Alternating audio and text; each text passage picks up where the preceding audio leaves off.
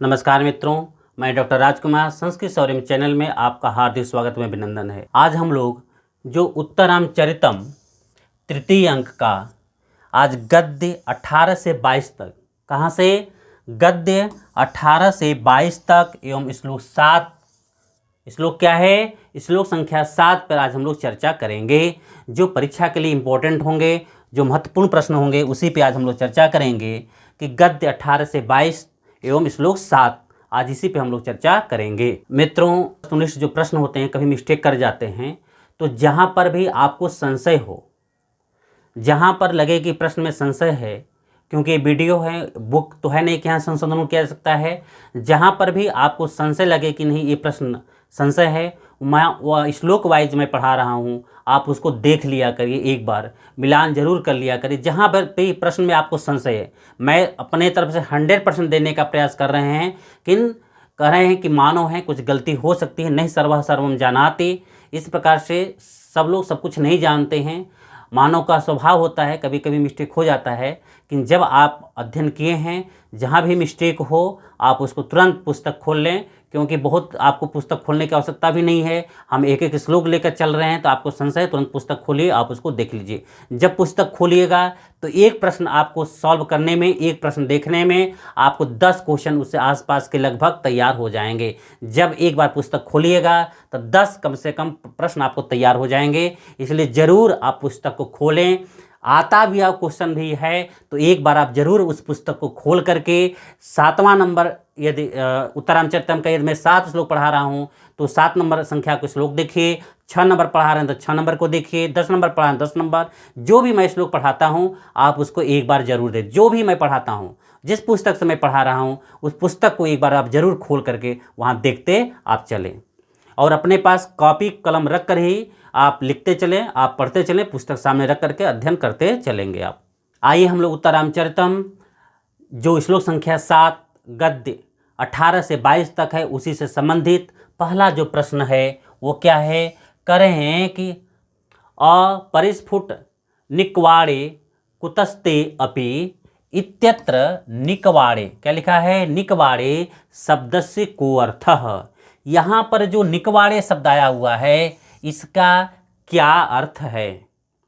आपको इस पंक्ति में जो निकवाड़े शब्द आया है, शब्द का क्या अर्थ है, 4 विकल्प आपके सामने है, देखें।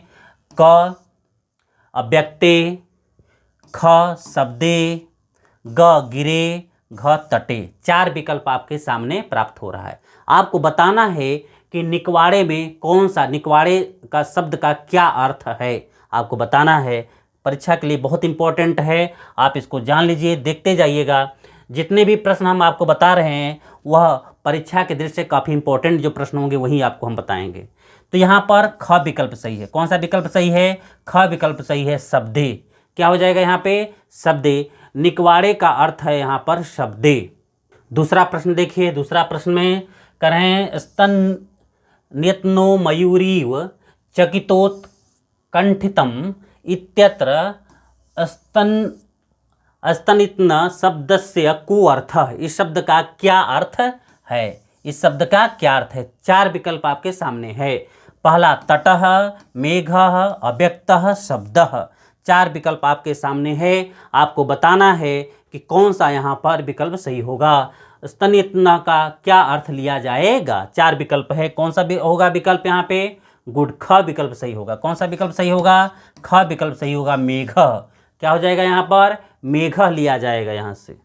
3 नंबर देखिए, 3 नंबर में क्या है, कुतस्ते अपि त्वमीदृशी अस्या पंक्तौ त्वम, अस्या पंक्तौ त्वम इति पदम कम अर्थः ददाति, कौन सा अर्थ देता है।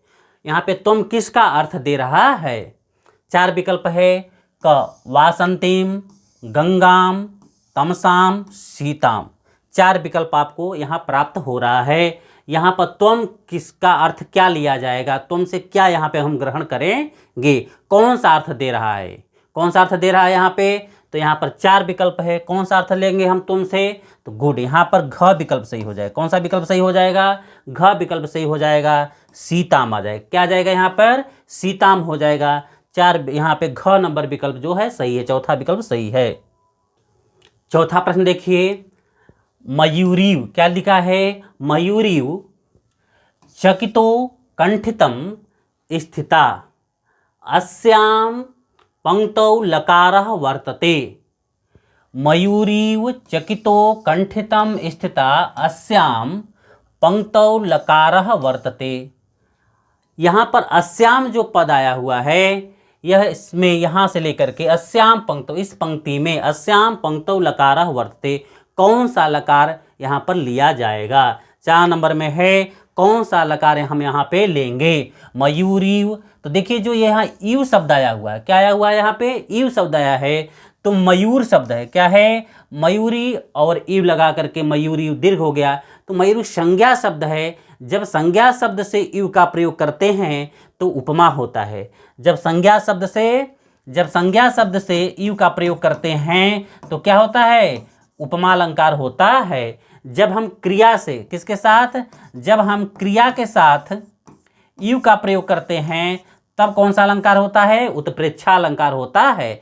तो यहाँ पर जो मयूरी में ईव का प्रयोग किया गया है वह किसके साथ किया गया है, संज्ञा के साथ किया गया है। किसके साथ किया गया है, संज्ञा के साथ किया गया है। इसलिए यहाँ पर इस पंक्ति में कौन सा अलंकार हो जाएगा, इस पंक्ति में उपमा अलंकार हो जाएगा, अर्थात घ विकल्प सही हो जाएगा। कौन सा विकल्प सही हो जाएगा, घ विकल्प यहाँ पर सही हो जाएगा, उपमा अलंकार। 5 नंबर देखिए, 5 नंबर में कर रहे हैं मयूरीव चकितोत कंठितम स्थिता वाक्यमिदं केन उत्तम, किसके द्वारा कहा गया है। मयूरीव चकितोत कंठितम स्थिता, ये किसके द्वारा कहा गया, ये किसकी युक्ति है। 4 विकल्प आपके सामने है, मुरलया, तमसया, सीतया, रामेण।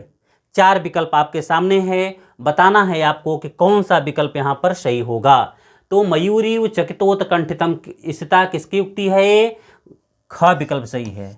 तमसया, तमसा की युक्ति है, किसकी युक्ति है, यह तमसा की युक्ति है। 6 नंबर देखिए प्रश्न, 6 नंबर में क्या कर रहे हैं कि जल भरव ऋत मेघ मन्यरस्त नित गंभीर, क्या लिखा है, गंभीर, यहाँ छूट गया है, गंभीर मासलह वाक्यमिदं कया केन उक्तम, ये किसके द्वारा कहा गया है। 4 विकल्प आपके सामने है, तमसया, मुरलया, सीतया, रामेण। 6वां का, ये किसके द्वारा कहा गया है, तो आपको बताना है यह किसके द्वारा कहा गया है, किसकी युक्ति है। ये किसकी युक्ति है, गुड, सीता की युक्ति है। किसकी युक्ति है, सीता, सीतया विकल्प हो जाएगा, ये सीता की युक्ति है। 7 नंबर देखिए, 7 नंबर में दे रहे हैं निकवाड़ः, क्या दे रहे हैं, निकवाड़ः इत्यस्मिन् शब्दे प्रकृत प्रत्यय वस्तः, इत्यस्मिन् शब्दे, इस शब्द में प्रकृत प्रत्यय क्या प्राप्त हो रहा है।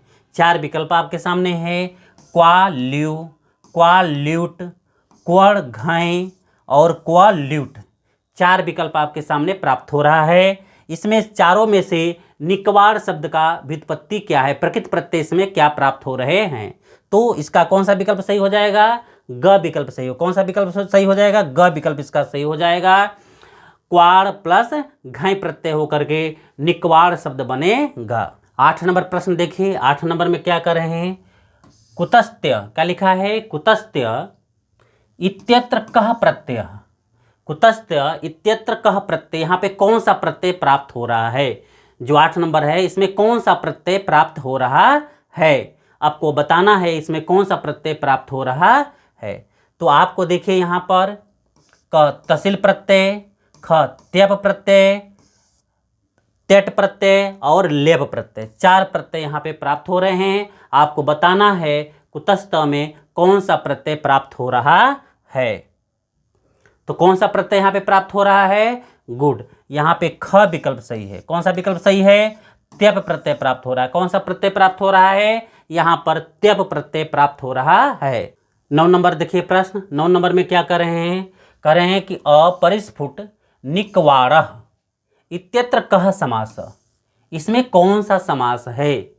अपरिस्फुट निकवाड़ः इत्यत्र कह समास, इसमें कौन सा समास प्राप्त हो रहा है 9 नंबर में। तो देखिए एक विकल्प है अव्ययीभाव समास, तत्पुरुष समास, बहुव्रीहि समास, कर्मधारय समास। 4 विकल्प आपके सामने प्राप्त हो रहे हैं। आपको बताना है कि इसमें कौन सा समास, अपरिस्फुट निकवाड़ा में कौन सा समास प्राप्त हो रहा है। तो आपके पास 4 विकल्प हैं, कौन सा विकल्प सही होगा? कौन सा विकल्प सही होगा? गुड, घ विकल्प सही होगा, कर्मधारय समास। इसमें कौन सा समास है? इसमें कर्मधारय समास प्राप्त हो रहा है। अब अपरिस्फुट निकवाड़ा में कौन सा समास है? कर्मधारय समास इसमें प्राप्त हो रहा है। 10 नंबर देखिए, 10 नंबर में क्या है? करें सीता सभ्रमम कच्चित पदानि गत्वा कम प्रति। करें सीता कह रही है कि संभ्रमम कच्चित पदानि गत्वा कम प्रति, किसके प्रति कह रहा? सीता किसको कह रही है? यह जो वाक्य है कि संभ्रमम कच्चित पदानि गत्वा कम प्रति, किसके प्रति कह रही है? वो किसको कह रही है? तो आपको बताना है किसको कह रही है। तो आपको तब यहां पर 2 अर्थ निकलेगा। एक तो सीता अपने पुत्र को लेकर के कह रही है कि ये मेरा पुत्र आर्यपुत्र, किसको कह रही है ये आपको बताना है। यहां पर कि सीता कह रही है संभ्रमम कच्चित पदानि गत्वा कम प्रति, किसके प्रति कह रही है। तो 4 विकल्प आपके सामने है। यहां पर रामम प्रति, तमसाम प्रति, दशरथम प्रति, जनकम प्रति, ये किसको, सीता किसको कह रही है? आपको बताना है कि सीता संभ्रमम कच्चित पदानि गत्वा कम प्रति, आपको उत्तर देना है। तो यहाँ पर क्या हो जाएगा? यहाँ पर बताएं कौन सा विकल्प सही हो जाएगा? यहाँ पर क विकल्प सही हो जाएगा, राम हो जाएगा। क्या? रामम प्रति, ये राम को कर रही है। किसको कर रही है? राम को कर रही है। आर्यपुत्र, मैं पुत्र के शोक में बहुत व्यथित हूँ, आप किस कष्ट को क्यों नहीं समझ रहे हैं? वही चीज़ है यहाँ पर कि राम के प्रति कह रही है। 11 नंबर देखिए प्रश्न। 11 नंबर में क्या है? सीता कदा इति मूर्छति। क्या देखिए प्रश्न है, ऐसे से प्रश्न पूछे जाएंगे। सीता कदा इति मूर्छति, सीता कब मूर्छित होती है? किसके बाद वो मूर्छित हो? इति मूर्छति, किसके बाद वो मूर्छित होती है? इस ऐसे प्रश्न बहुत इंपॉर्टेंट होते। कभी क्वेश्चन पूछे थे कि सीता कदा इति मूर्छति, वो कब मूर्छित हो जाती है? 4 विकल्प आपके सामने है। विमान राज, विमान राज इति मूर्छति, ख हा आर्यपुत्रः इति मूर्छति, अहो जलधर इति मूर्छति, मम तम पुत्रकम इति मूर्छति। किसके बाद सीता कदा इति मूर्छति, कब मूर्छित होती है? तो आपको बताना है कौन सा विकल्प, किसके बाद वो मूर्छित होती है सीता, आपको बताना है। 4 विकल्प आपके सामने, कौन सा विकल्प सही हो जाएगा? गुड, ख विकल्प सही हो जाएगा। कौन सा विकल्प सही होगा? ख विकल्प। हाँ आर्यपुत्रः, ऐसा कह करके तुरंत इति मूर्छति, सीता मूर्छित हो जाती है। तो हा आर्यपुत्र कहने के बाद ही इति मूर्छति, मूर्छित हो जाती है। 12 नंबर प्रश्न देखिए। 12 नंबर में क्या प्रश्न है? करें सीता समाश्वासस्य, क्या दे रहे हैं? सीता समाश्वासस्य अनंतरम कीदृशी भवति। सीता क्या, देखिए प्रश्न है, कितना अद्भुत प्रश्न है कि सीता समाश्वासस्य, किसके बाद? सीता समाश्वासस्य अनंतरम, उसके बाद कीदृशी भवति, कैसी हो जाती है? सीता समाश्वासस्य अनंतरम कीदृशी भवति, कैसी हो जाती है? आपको बताना है कि समाश्वासस्य अनंतरम सीता कीदृशी भवति, कैसी हो जाती है। 4 विकल्प आपके सामने है। सब विस्मिताश्रम हो जाती है, विचिन्त्य हो जाती है, संभ्रमम हो जाती है, कि ससाध्व सोल्लासम हो जाती है। आप क्या हो जाती है? सीता समाश्वासस्य अनंतरम कीदृशी भवति, कैसी हो जाती है। आपको 4 विकल्प दिया गया है, आपको बताना है कि कौन सा इसका उत्तर होगा। सीता समाश्वासस्य अनंतरम कीदृशी भवति, कैसी हो जाती है? तो घ विकल्प सही है। कौन सा विकल्प सही है? घ। स्वाध्व उल्लास, उल्लासित हो जाती है, तो ये घ विकल्प आपका सही हो। 13 नंबर देखिए। 13 नंबर में क्या है? कह रहे हैं कि मंदभाग्निम, क्या लिखा है? मंदभाग्निम झटितुत सुकयति इत्यत्र मंदभाग्निम अस्ति। यहाँ पे मंदभाग्निम कौन है? यहाँ पे जो मंदभाग्निम आया है, यह मंदभाग्निम कौन है? तो आपको उत्तर देना है यहाँ पे मंदभागिनी में कौन है। 4 विकल्प आपके सामने है 13 का। वासंती, तमसा, मुरला और सीता। यहाँ पे मंदभागिनी कौन है, यहाँ पर 4 विकल्प है, तो क्या हो जाएगा यहाँ पे गुड। यहाँ पे घ विकल्प सही हो जाएगा। कौन सा विकल्प सही होगा, घ विकल्प। सीता, सीता यहाँ पे अपने को कर रही है मंदभागिनी में कर रही है। क्या कर रही है, मंदभागिनी में यहाँ पे सीता अपने को कह रही है। 14 नंबर प्रश्न देखिए। 14 नंबर में क्या है, भ्रियमाण कर्ण विवराम कस्य कस्याः विशेषणः। क्या देखिए प्रश्न कितना अच्छा आया है। भ्रियमाण, भ्रियमाण कर्ण विवराम कस्य कस्या विशेषण, ये किसका विशेषण है, यह किसका विशेषण है। यदि ऐसे प्रश्न पूछ ले तो आप कंफ्यूज है, बताइए किसका विशेषण दिया गया है कि भ्रियमाण कर्ण विवराम कस्य कस्या विशेषण, ये किसका विशेषण है, आपको बताना है किसका विशेषण है। 4 विकल्प है, मुरलायाः, तमसायाः, सीतायाः, रामस्य। ये किसका विशेषण है, कौन सा विकल्प होगा आप बताएं। कौन सा विकल्प हो जाएगा यहाँ पर गुड। ये किसका होगा, ये सीताया, ये सीता का विशेषण है। ये किसका विशेषण है, यह सीता का विशेषण है। यदि सीता का विशेषण है तो इसमें कौन सा समास हो जाएगा, गुड, बहुब्रीहि समास। कौन सा समास हो जाएगा, इसमें बहुब्रीहि समास हो जाएगा। यदि सीता का विशेषण है तो यहाँ पर कौन सा समास हो जाएगा, बहुब्रीहि समास हो जाएगा।